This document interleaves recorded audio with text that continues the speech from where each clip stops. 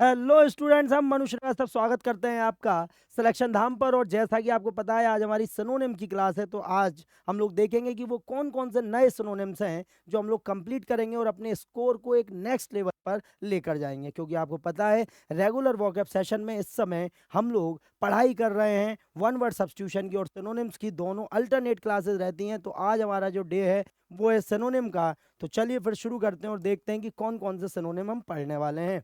तो यहाँ पर सबसे पहला जो वर्ड आ रहा है वो है बडी। जी हाँ, बडी। बडी मीन्स क्या होगा? तो यहाँ पर हम ध्यान रखें, स्टाइलिश, फो, एसोसिएट, एनिमी। तो यहाँ पर एक वर्ड है हमारा, वो है एसोसिएट। जी हाँ, बडी का मतलब होता है साथी, दोस्त। और यहाँ पर एसोसिएट बिल्कुल सही वर्ड आ जाएगा बडी के लिए। तो जरा देखें जल्दी से कि क्या क्या सही है। तो देखिए, एसोसिएट आ रहा है, सहयोगी या साथी।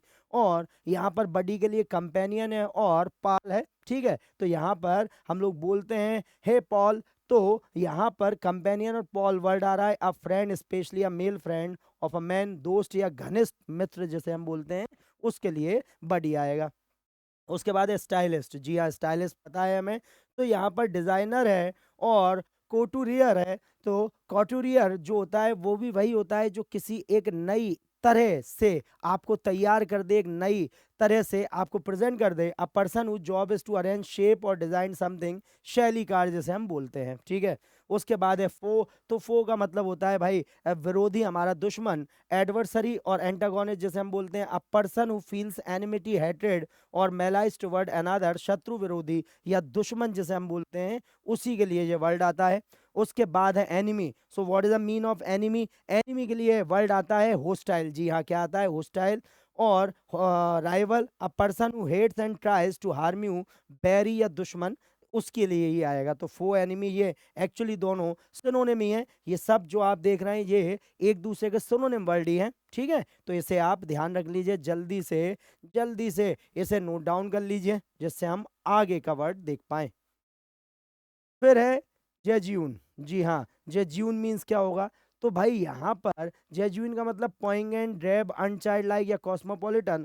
तो इसका जो वर्ड है वो हो जाएगा ड्रेब। जी हाँ, अब वाकई में क्या आपको पता है कि इसे क्या मतलब जेज्यून मीन्स क्या होगा? तो यहाँ पर हम ध्यान रखेंगे, जेज्यून जो होता है वो आता है ऐसे चीजों के लिए जिनमें कोई इंटरेस्ट नहीं है, बोरिंग है ना, इमेचर या boring. A lack of rewarding और सेटिस्फाई सब्सटेंस, उबाऊ या बचकाना।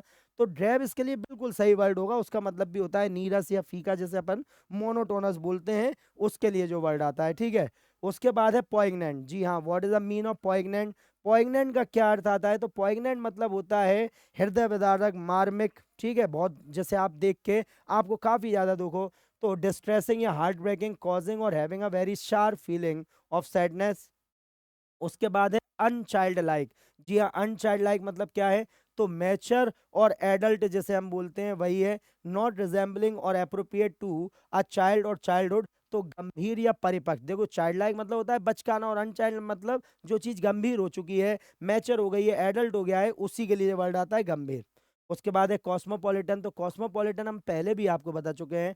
कॉस्मोपॉलिटन वह शब्द, वह व्यक्ति होता है जो पूरे विश्व की यात्रा कर चुका हो, या कॉस्मोपॉलिटन शहर वो होता है यहाँ पर पूरे विश्व के लोग निवास करते हो, उसी को। तो वर्ल्ड वाइड या global, a person who is free from local, provincial और नेशनल बायस और अटैचमेंट, सर्व, है ना, सर्वत्रवासी या फिर विश्वव्यापी इसे हम बोलते हैं। ठीक, तो जरा जल्दी से इसे नोट डाउन कर लीजिए, फिर हम लोग आगे बढ़े। नेक्स्ट है वैलो। जी हाँ, सो वालो मीन्स क्या होता है, बताए जरा जल्दी से हमें। तो वालो मीन्स का क्या अर्थ आएगा? तो वालो का जो अर्थ आएगा वो फ्लाउंडर आ जाएगा। क्या आ जाएगा? फ्लाउंडर। अब मतलब क्या होता है? तो ध्यान रखें, जो वालो वर्ड होता है उसका मतलब होता है लोटना, झटपटाना। ठीक है, तो फ्लाउंडर के लिए भी यही वर्ड आएगा, झटपटाना या फड़फड़ाना या लोट लगाना। तो वालो मीन्स स्लोश या स्लोप, अर्थात जैसे आपने देखा होगा जानवर पानी में जाके लोट लगा देते हैं। रोल अबाउट और लाई इन मड और water specially to keep cool और अवॉइड बाइटिंग इंसेक्ट। तो यहाँ पर हम ध्यान रखेंगे, जैसे आपने बफेलोज को देखा होगा तो वो पानी में बैठ जाती हैं, तो उसी को हम बोलते हैं वैलो, या स्लॉश करना या स्लॉप करना या फ्लाउंडर करना। ठीक है, झटपटाना, लूट लगाना, इधर से उधर होना, उसके लिए। तो कीचड़ में लूट लगाना उसके लिए आ जाएगा। उसके बाद है स्ट्रेटन। जी हाँ, स्ट्रेटन मतलब किसी चीज को व्यवस्थित करना, सीधा करना सही तरीके से। तो नीटन या arrange, to make something organize और टाइडी, व्यवस्थित करना या संवारना जैसे हम बोलते हैं। उसके बाद है rise. So what is the mean of rise? Rise का मतलब उदय होना होता है, ऊपर निकलना होता है।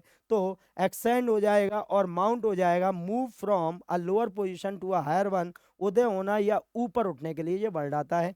उसके बाद है स्टडी। स्टडी के लिए क्या वर्ड आ जाएगा? तो भाई स्टडी जो होता है वो होता है फिक्स्ड, लगातार, है ना, एक साथ। तो फिक्स्ड और एंकर्ड, फर्मली प्लेस्ड और स्टेबल इन पोजीशन, बिल्कुल स्थिर या लगातार। ठीक, तो उसके लिए आ जाएगा। तो जरा जल्दी से ना नोट डाउन कीजिए। अब आते हैं फेमाइन।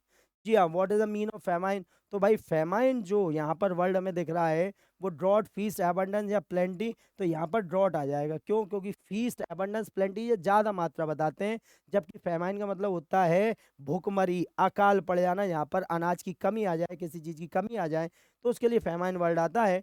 तो ड्रॉट सूखा या अकाल, क्या है? सूखा या अकाल।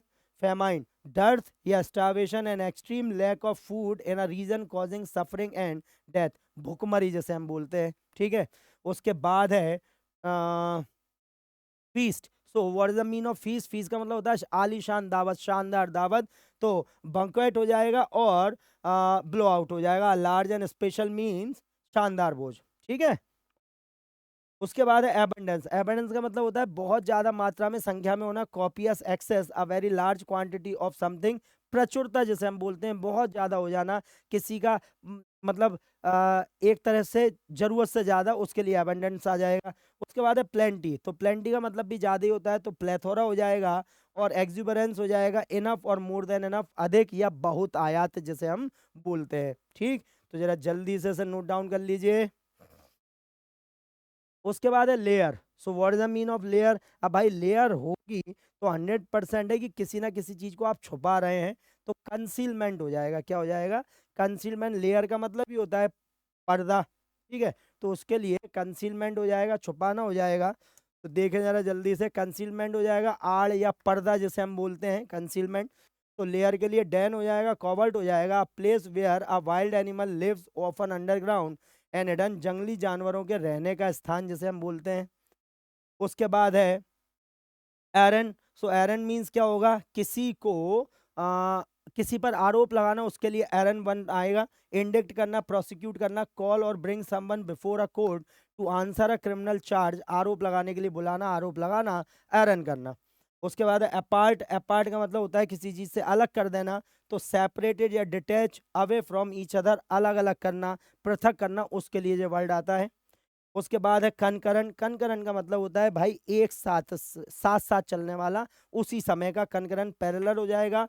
और कंटेम्पोरेनियस हो जाएगा, एग्जिस्टिंग, हैपनिंग और done at a same time, समवर्ती या एक साथ होने वाला, उसी को हम बोलते हैं हमारे लिए कनकरेंट। ठीक, तो देखिए कितने कितने शानदार तरीके से हम लोगों ने अपने वर्ड्स को कंप्लीट कर लिया है। बस अब आप इन्हें याद कीजिए, पुराने जितने भी हैं उन्हें रिवाइज कीजिए। जो लोग नए जुड़े हुए हैं चैनल से, आपको वन वर्ड सब्स्टिट्यूशन की पूरी प्लेलिस्ट मिलेगी, आपको सिनोनिम्स की प्लेलिस्ट मिलेगी फर्स्ट क्लास से, और वन वर्ड सब्स्टिट्यूशन की प्लेलिस्ट मिलेगी। और ये सारे वही वर्ड हैं जो पिछले कई सालों से लगातार आपसे पूछे जा रहे हैं, और इनकी संभावना, इनकी पॉसिबिलिटी सबसे ज़्यादा होती है। तो इसलिए बिल्कुल भी इन्हें लेके डाइसिकल वे में मत लीजिए, इन्हें याद कीजिए, अपने जीवन को बेहतर बनाइए। क्योंकि यदि हम आप अपने इस समय को सही दिशा में, सही तरीके से उसे एक दिशा में ले जाएंगे, तो 100% है कि आने वाला फ्यूचर हमारा बहुत अच्छा होगा। तो चलिए मिलते हैं अपनी नेक्स्ट वीडियो में, जब तक के लिए अपना ध्यान रखिए। जय हिंद, जय भारत।